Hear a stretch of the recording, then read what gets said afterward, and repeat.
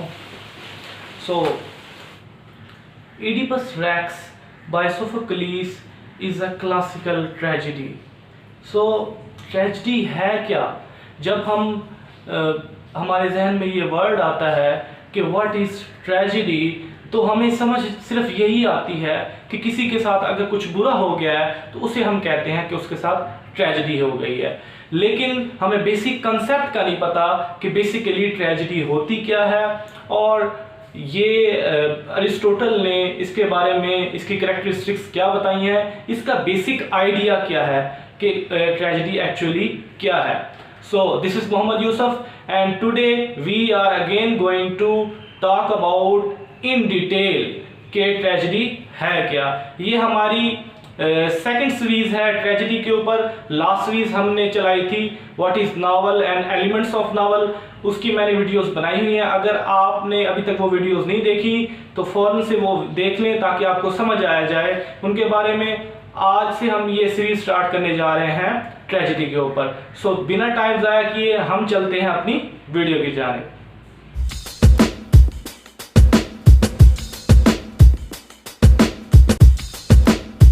Tragedy का जो concept है जिसके बारे में हम डिस्कस करने जा रहे हैं वो अरिस्टोटल ने, एक ग्रीक फ़िलासफ़र था जिसने अपनी बुक पोएटिक्स में दिया था। तो इसलिए हम पहले थोड़ा सा अरिस्टोटल के बारे में देख लेते हैं, फिर हम इसकी डेफिनेशन को देखते हैं।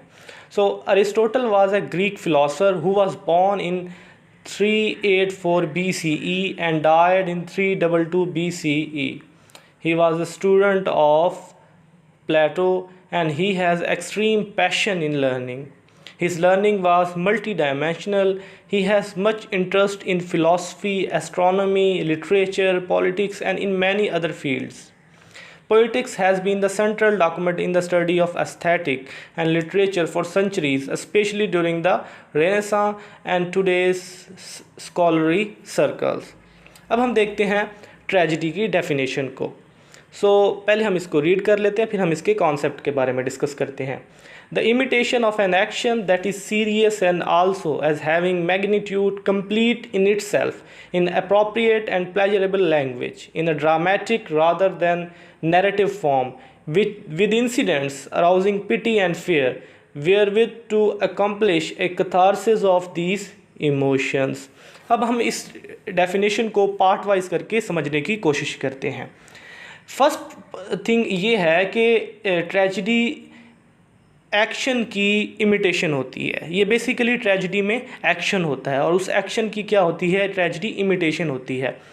इमिटेशन से मुराद ये होता है, फॉर एग्ज़ाम्पल कोई चीज़ हैपन हुई है, कुछ भी हुआ है, तो राइटर क्या करेगा, राइटर ने उस एक्शन की कॉपी करने के लिए उसको इमिटेट करने के लिए वो क्या करेगा। अब कॉपी का मतलब होता है कि डॉक्यूमेंट की जैसे हम कॉपी करते हैं तो एज़ इट इज़ हम उसको कॉपीड करके एक उसकी दूसरी जो है ना कॉपी तैयार कर लेते हैं, एक दूसरी फॉर्म उसकी तैयार कर लेते हैं।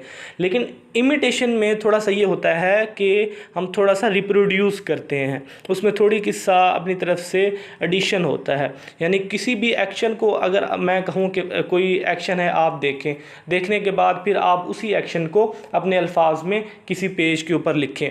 तो जब आप एक्शन को देखेंगे, देखने के बाद जब उसको अपने पेज पे लिखेंगे तो बेसिकली आप क्या करेंगे, यहाँ पे इमिटेट करेंगे। इमिटेट किस तरह करेंगे कि आपने एक्शन को देखा, फिर उसको देखने के बाद अपने माइंड में उस सारे स्ट्रक्चर को आपने एक उसका स्केच बना लिया। जब पेज पे लिखने लगे तो फिर आपने उसकी इमिटेशन की। कहीं ना कहीं आपका कॉन्शियस, आपका सब कॉन्शियस, आपके प्रेजुडिसेस, आपके जो स्टीरियोटाइप्स हैं, आपके जो फिल्टर्स माइंड्स में होते हैं, वो कहीं ना कहीं उसको इफ़ेक्ट करेंगे जब आप उसको राइट डाउन करेंगे। तो बेसिकली ट्रेजिडी क्या है, इमिटेशन ऑफ एन एक्शन है। अब वो एक्शन कौन सा होना चाहिए, दैट इज़ सीरियस। वो एक्शन सीरियस होना चाहिए, ठीक है, उसमें मज़ा फ़नी नहीं होता। ट्रेजिडी कभी फ़नी नहीं होती, ठीक है, ये सीरियस होती है।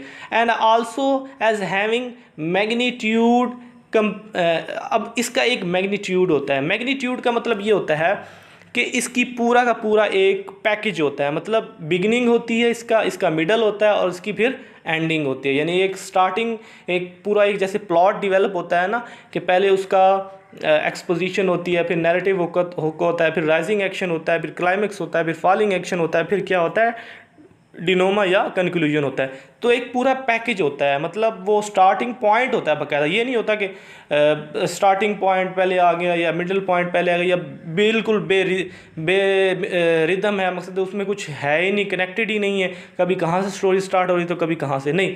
पूरा एक मैग्नीट्यूड होता है, कंप्लीट इन इट सेल्फ। वो जनाब पूरी की पूरी कंप्लीट होती है, वो मुकम्मल तौर पे उसमें जो है ना कोई भी चीज़ रही नहीं होती, ठीक है।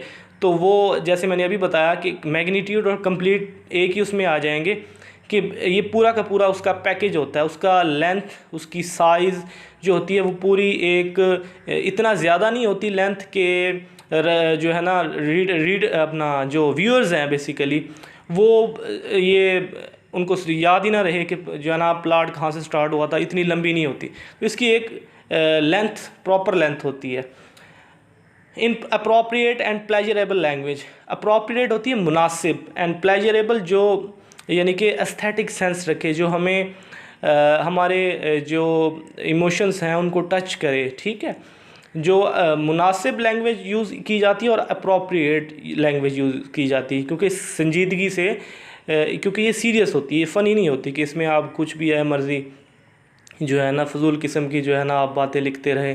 तो इसमें जो डायलॉग हो रहे होते हैं वो प्रॉपरली जो है ना अप्रोप्रिएट लैंग्वेज में होते हैं। अच्छा जी, थर्ड आगे चलते हैं। In a dramatic rather than narrative form, तो ये ड्रामेटिक फॉर्म में होती है। ड्रामे का मतलब होता है जी परफॉर्म करना, और नैरेटिव फॉर्म का मतलब होता है जी स्टोरी बताना।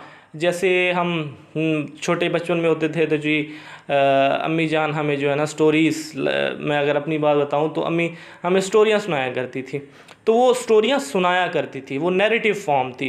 अब जब हम तो ठीक है, दूसरा एक चीज़ को देखते हैं कि ड्रामा जो होता है वो ड्रामा कभी सुनाया नहीं जा रहा होता, ड्रामा हमेशा परफॉर्म करके टीवीज़ पे दिखाया जा रहा होता है, जिसका हम शाम को बड़े बेसब्री से इंतज़ार कर रहे होते हैं।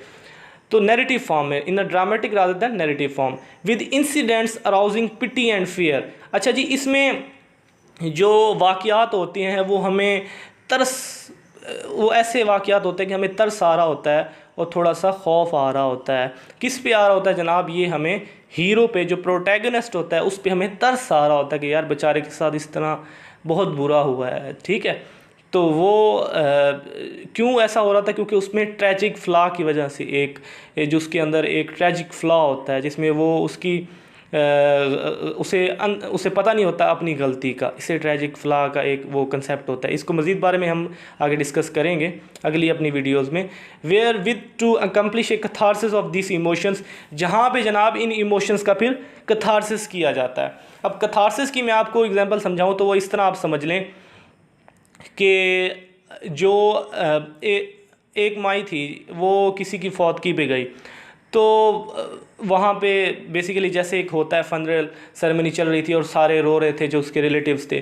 तो वो वहाँ जाके इतनी रोई, इतनी रोई, इतनी रोई, इतनी ज़ोर से रोने लगी कि जो रिलेटिव थे उनके, जिनका फनरल मकसद था, तो वो ख़ुद अपना रोना चुप करके उस माई को चुप करवाने लग गए। तो भी तुझे क्या हो गया, तू इतनी ज़्यादा रो रही है? तो बेसिकली वो जो माई थी वो उनके फनरल पे नहीं रो रही थी, बल्कि वो अपने ही किसी रिलेटिव के जाने की वजह से, अपने हस्बैंड या अपनी औलाद के किसी जाने की वजह से, वो अपने दुख की वजह से रो रही थी। वो उनका दुख क्या में नहीं रो रही थी, बेसिकली वो अपने दुख पे रो रही थी। तो ऐसे ही होता है कि जब हम कोई ड्रामा देख रहे होते हैं तो हमें कोई नज़र आ रहा होता है कि कोई करैक्टर है तो वो दुख में चला गया, उसके साथ कोई सानिया हो गया है, तो बेचारे पे हम उस पर तरस खा रहे होते हैं, हमें जो है ना रोना आ रहा होता है, जो है ना हमारी आंखों से ऐसे आंसू टपक रहे होते हैं। तो वो हमें अपने ही दर्द और अपने ही जो है ना जो इमोशंस होते हैं उनका हम क्या कर रहे होते हैं, उनकी परगेशन कर रहे होते हैं, उनकी क्लिनजिंग कर रहे होते हैं, ठीक है, उनका कथारसिस कर रहे होते हैं। तो इसको कथारसिस कहते हैं। मज़ीद भी हम इसके बारे में अपनी अगली वीडियो में डिस्कस करेंगे इन टर्म्स के बारे में। तो ट्रेजिडी क्या हुई, ट्रेजिडी के क्या हुई, इसको एक दफ़ा फिर रीड कर लेता हूँ। The imitation of an action that is serious and also as having magnitude complete in itself in appropriate and pleasurable language in a dramatic rather than narrative form with incident arousing pity and fear wherewith to accomplish a catharsis of these emotions. According to Aristotle, tragedy is the most refined version of poetry that deals with the imitation of Lofty matters. तो ये coat है Aristotle की जानिब से कि poetry जो matters होते हैं वो लॉफ्टी मैटर्स, मतलब बहुत किंग्स और इस तरह के जो है ना, एडिपस रेक्स में हम देखते हैं तो वो किंग्स के बारे में बात कर रहा है, कोई कॉमन मैन के लिए वो बात नहीं कर रहा, वो किंग्स की बात कर रहा है, ठीक है, एडिपस की बात कर रहा है, ठीक है, तो जोगास्टा की बात कर रहा है। तो ये लॉफ्टी मैटर्स को डील करती है। आगे देखते हैं, drama is the medium of tragedy as tragedy is not to tell but to show और परफॉर्म। अभी मैंने बताया कि ट्रेजिडी क्या है, ट्रेजिडी को परफॉर्म किया जाता है, और ड्रामा क्या होता है, ड्रामा एक मीडियम है थ्रू विच ट्रेजिडी को परफॉर्म किया जाता है। ये हमें डिफरेंस भी बताता है कि ड्रामा क्या है और ट्रेजिडी क्या है, ठीक है। ड्रामा एक और चीज़ है, ट्रेजिडी एक और चीज़ है। There are causes and effects in tragedy that are universal in nature. तो ट्रेजिडी में एक काज होता है और फिर उसका क्या होते हैं, इफ़ेक्ट्स होते हैं, जो कि नेचर में क्या होते हैं, यूनिवर्सल होते हैं। यूनिवर्सल का मतलब जो कि कॉमन होते हैं, जो कॉमनली अंडरस्टैंडेबल होते हैं, ठीक है। आगे हम देखते हैं कि इसका ओरिजिन ट्रेजिडी का हुआ कहाँ से था।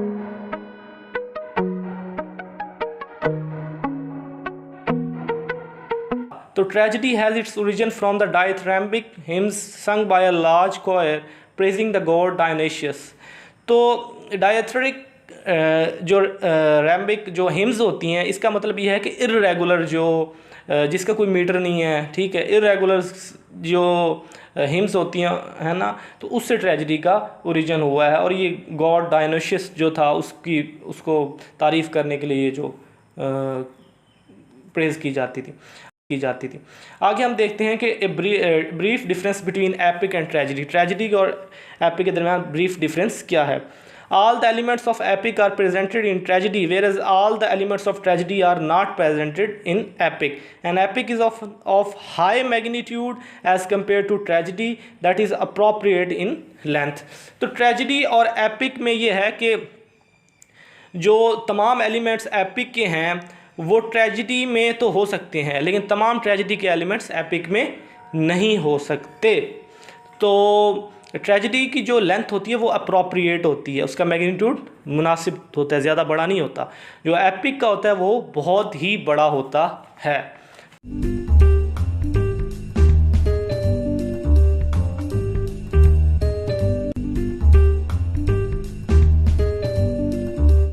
तो इसके कैरेक्टरिस्टिक्स यही हैं, और characteristics features for a tragedy यही हैं कि इट इज़ माइमेटिक, मतलब ये है the imitative representation of the real world in art and literature, it is serious, it tells story of an appropriate length, it contains rhythm and harmony, it is performed rather than narrated, it arouses feelings of pity and fear and then purges these feelings through catharsis.